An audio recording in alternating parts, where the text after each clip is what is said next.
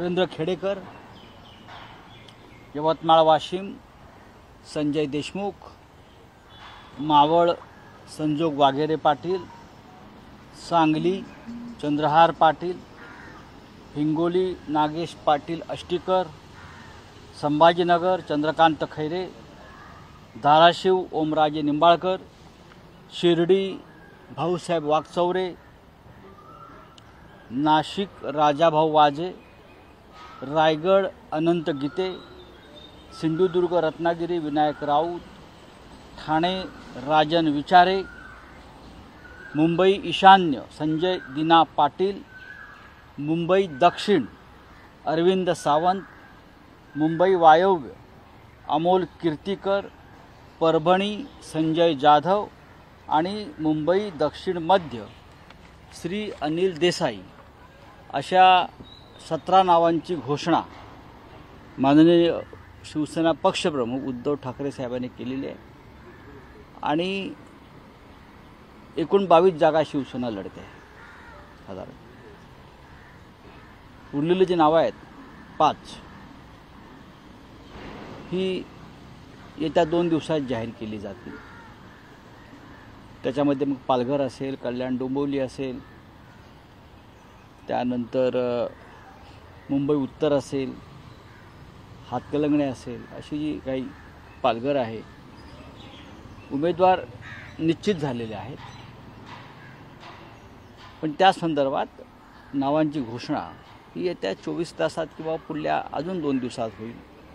हातकलंगणेमध्ये लोकसभा मतदारसंघात स्वाभिमानी शेतकरी संघटनेचे राजू शेट्टी यांनी महाविकास आघाडीचा पाठिंबा मागितलेला आहे. ती जागा शिवसेनेकडे आहे आणि त्या संदर्भात आम्ही एकत्र बसून विचार करू आणि मग माननीय उद्धव ठाकरे त्या संदर्भात निर्णय घेतील.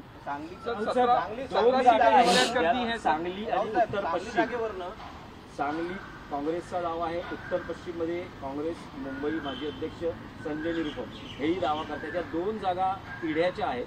तुम्ही घोषित कोणताही तिढा नाही. शिवसेनेनं ज्या अर्थी या जागांवर उमेदवारांची घोषणा केलेली आहे त्या अर्थी तिथे कोणताही तिढा आहे आम्हाला असं वाटत नाही. आता रामटेक ही आमची सिटिंग जागा होती. आपण पाहिलं असेल रामटेकला आमचे खासदार गेल्या 4 किंवा त्यापेक्षा जास्त वेळा निवडून आलेत. म्हणजे अगदी रामटेकला सुबोध मोहिते, त्यानंतर प्रकाश जाधव, हे 2 तर आहेतच आधीचे, कृपाल तुमाणे. ही जागा आम्ही सातत्याने लढतोय आणि जिंकतोय. कोणाबरोबर जिंकतोय कोणाबरोबर लढतोय हा प्रश्न नाही, ती सिटिंग जागा आहे. त्या जागेवर काँग्रेस पक्षानं आपला उमेदवार जाहीर केला. त्याच्यावरती आम्ही कोणत्याही प्रकारचा आक्षेप घेतला नाही, कारण चर्चेतून तो प्रश्न सुटला होता. त्या बदल्यामध्ये आम्ही ईशान्य मुंबई जागा लढू असं त्यांना सांगितलं. त्याच्यामुळे असं काय मला वाटत नाही तिढा आहे किंवा काय. आम्ही सांगितलं असं रामटेक तुम्ही कसे काय जाहीर केलेत कोणी नाही.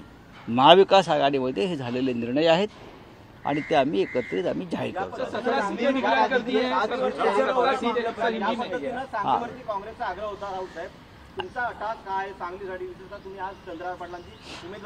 नाही, स्वतः चंद्रहार पाटलांच्या प्रचारासाठी शिवसेनेचे पक्षप्रमुख उद्धव ठाकरे सांगलीत जाऊन त्यांनी सगळ्यात पहिली मोठी प्रचारसभा घेतली मिरजेत आणि मिरजच्या प्रचंड सभेत त्यांनी चंद्रहार पाटील यांची उमेदवारी जाहीर केली. पश्चिम महाराष्ट्रामध्ये आमच्याकडे जागा नाही. शिवसेना हा मोठा पक्ष आहे. कोल्हापुरी आमची हक्काची जागा होती. तिथे आम्ही साधारण 30 वर्षे ती जागा आम्ही लढतो आहोत. यावेळेला ती सिटिंग जागा होती. पण छत्रपती शाहू महाराजांचं नाव पुढे आल्यावर आणि ते काँग्रेसच्या चिन्हावर लढतायत असं त्यांनी सांगितल्यावर आम्ही त्याच्यामध्ये कोणताही वादविवाद न करता आम्ही ती जागा काँग्रेससाठी सोडली. कारण महाविकास आघाडीचा निर्णय होता. हातकलंगणेवर चर्चा सुरू आहे राजू शेट्टी यांच्याशी. त्याच्यामुळे पश्चिम महाराष्ट्रामध्ये आमच्याकडे एखादी जागा असावी आणि सगळ्यांनी मिळून त्या जागेवरती विजय मिळवावा अशी आमची भूमिका आहे आणि त्यानुसार सांगलीची जागेची आम्ही मागणी केली आणि मला असं वाटतं तो विषय संपलेला आहे. संजय निरुपम काजरे यांनी 12 वाजता पत्रकार काही मोठी भूमिका घेऊ शकते. मला त्यांच्याविषयी माहीत नाही. ते एका वेगळ्या पक्षाचं नेतृत्व करतात, काँग्रेस पक्षात ते काम करतात. त्याच्यामुळे त्यांनी कोणता निर्णय घ्यावा किंवा काय आमच्यावर बोलावा हा त्यांचा प्रश्न आहे. आम्ही अखेरपर्यंत वंचित बहुजन आघाडी जे माननीय बाळासाहेब आंबेडकर यांच्यासाठी थांबलो आणि अजूनही थांबलेलो आहोत. आम्ही त्यांना 5 जागांचा प्रस्ताव कालपर्यंत दिलेला आहे. अजूनही त्यांच्याशी चर्चा होऊ शकते अशी आमच्या तिन्ही पक्षांची भूमिका आहे. आम्हाला असं वाटतं की या देशाच्या लढाईत प्रकाश आंबेडकर आमच्याबरोबर असावेत, कारण फक्त आंबेडकरी समाजाची नाही तर या देशाच्या आणि महाराष्ट्राच्या तमाम जनतेची इच्छा आहे की आपण सगळ्यांनी एकत्र असायला हवं. सर, त्या 5 जागा नेमक्या कोणत्या आहेत? कारण की प्रकाश आंबेडकर वारंवार बोलतात असं बोलतात की विनिंग जागा 2च दिल्या जातात, मात्र बाकीच्या जागा आहेत त्या अशा दिल्या जातात जिथे विनिंग नाहीये. विनिंग आणि अनविनिंगचा अर्थ मला कळत नाही. प्रत्येक जागेवरती संघर्ष आणि लढाई असते. आज बारामतीसारखी जागासुद्धा आपल्याला संघर्ष करावा लागेल आणि वाराणसीमध्ये नरेंद्र मोदी यांना सुद्धा लढावंच लागेल. बिनविरोध होणार नाही. लढण्याची जिद्द आणि उमेद असेल तर आपण प्रत्येक जागा जिंकू शकतो आणि महाराष्ट्रातल्या 48 जागा जिंकण्याचा आमचा मानस आहे. त्याच्यामध्ये माननीय प्रकाश आंबेडकर यांना सोडलेल्या 5 जागाही आहेत. अकोल्यासह 4 जागा ज्या आहेत त्या प्रत्येक जागेवर आम्ही जिंकणार या जिद्दीने आम्ही उतरतो आहे. माननीय प्रकाश आंबेडकर आणि त्यांचा पक्ष जर त्या निवडणुकीत उतरणार नसेल तर त्या जागा महाविकास आघाडीला लढवून जिंकाव्याच लागतील. म्हणजे जागा जिंकणाऱ्याच आहेत.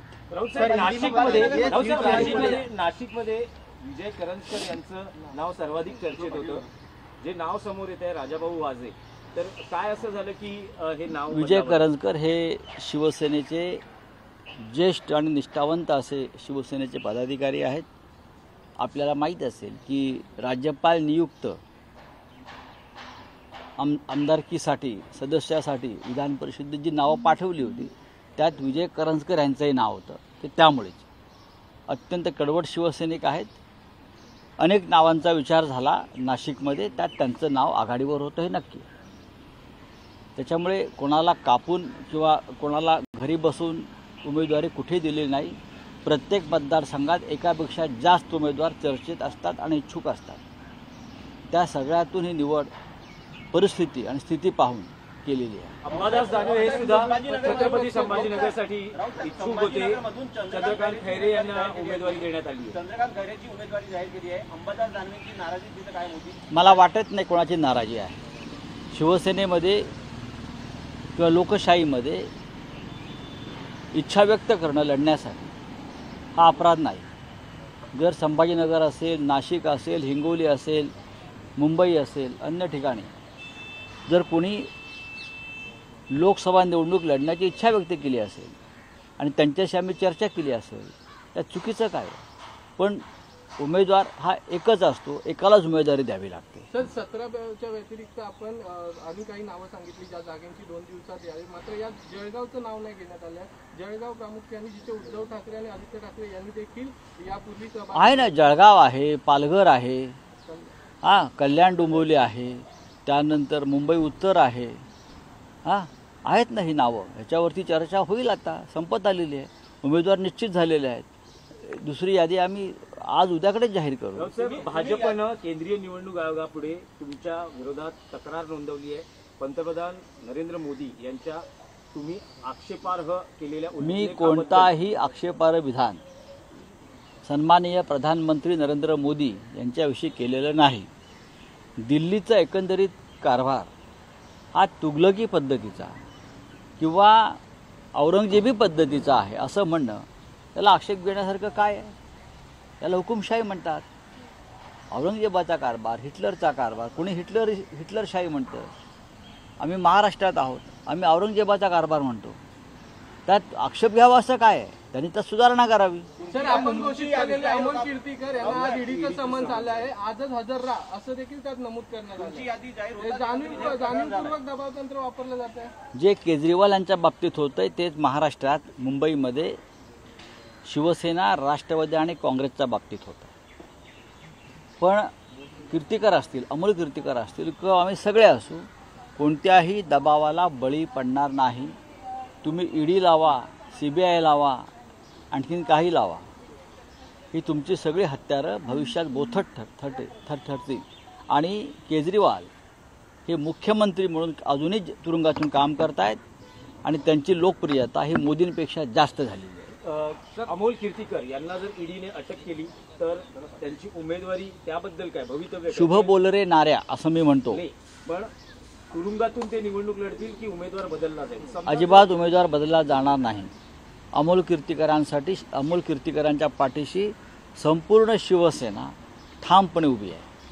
हे दहशतवाद, दबाव याला झुकणारे आम्ही नाहीत. जे जायचे डरपोक ते निघून गेले.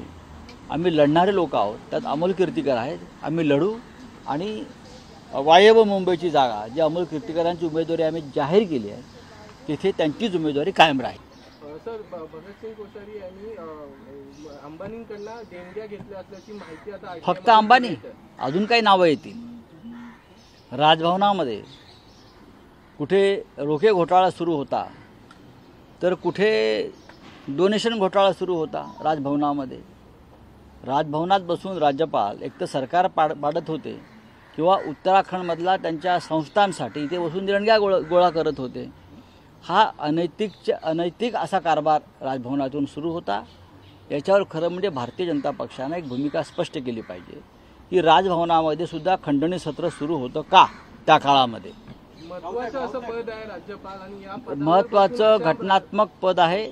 त्या पदाचा गैरवापर करून राज्यपाल भगतसिंग कोश्यारी हे आमदारांवर दबाव आणत होते, आमदारांना आमिष दाखवत होते, बेकायदेशीरपणे सरकार पाडण्याच्या हालचाली करत होते. हे सर्वोच्च न्यायालयाने सांगितलं. आणि राजभवनात बसून पदाचा गैरवापर करून कोट्यवधी रुपये गोळा करत होते. हे माहितीच्या अधिकारामध्ये स्पष्ट झालं आहे. चलिए, थैंक यू.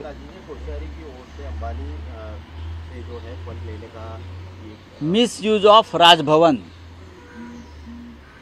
पूरी तरह से घटनात्मक पद पर बैठी हुई व्यक्ति राजभवन में अपने स्वार्थ के लिए, निजी स्वार्थ के लिए बड़े बड़े उद्योगपति से करोड़ों रुपए जमा कर रही थी. ये एक्सटॉर्शन था. ये महाशय जो विधायक थे उनको लालच दिखा रहे थे, बुला कर आप पार्टी छोड़िए, आप बीजेपी में जाइए. ये महाशय सरकार गिराने के लिए पूरी तरह से कोशिश राजभवन में बैठकर कर रहे थे. हाँ, ये महाशय और बहुत कुछ वहाँ कर रहे थे. आपको मालूम है. अब एक मुद्दा सामने आया कि उद्योगपतियों से जिस तरह से पैसा जमा किया है करोड़ों रुपया, उसका हिसाब जनता के सामने आना चाहिए. ये बीजेपी की जिम्मेदारी है. वो बीजेपी के आदमी थे. अमोल कीर्तीकर को सम्मान भेजा गया है. अमोल कीर्तीकर गोगावलेंचं एक विधान आलं आहे की आमचं आणि भाजपचं बरं चाललं होतं. NCP अजित पवारांना बरोबर घेतल्यानं आता त्यांना बरोबरीचा वाटा द्यावा लागेल. त्यांना घ्यायची काही गरज नव्हती. मग आता भिंतीवर डोकं फोडून घ्या. आणि काय बोलणार. अमोल कीर्तीकर को सम्मान भेजा गया ईडी की तरफ से. अमोल कीर्तिकर जी जो हमारे पार्टी के उपनेता है और मुंबई वायव्य से, नॉर्थ से हमारे पार्टी के लोकसभा के उम्मीदवार हैं. जैसे उनका नाम घोषित हुआ उनको ईडी का समन्स आया. ये दबाव तंत्र है, ये डराने की कोशिश है. लेकिन हम लोग डरने वाले नहीं है.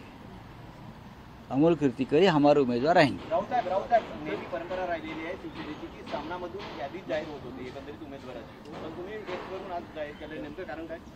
जग पुढे गेलं आहे. जग फारच पुढे गेलं आहे. इतर पक्षांनाही प्रश्न विचारा, त्याने सुद्धा याच माध्यमातून जाहीर केले आहेत. मग आम्ही काय दळत बसायचं? शिवसेना भवनामध्ये सर्व मजल्यांवरती तुम्हाला माहीत आहे रिपेअरिंगचं काम चालू आहे.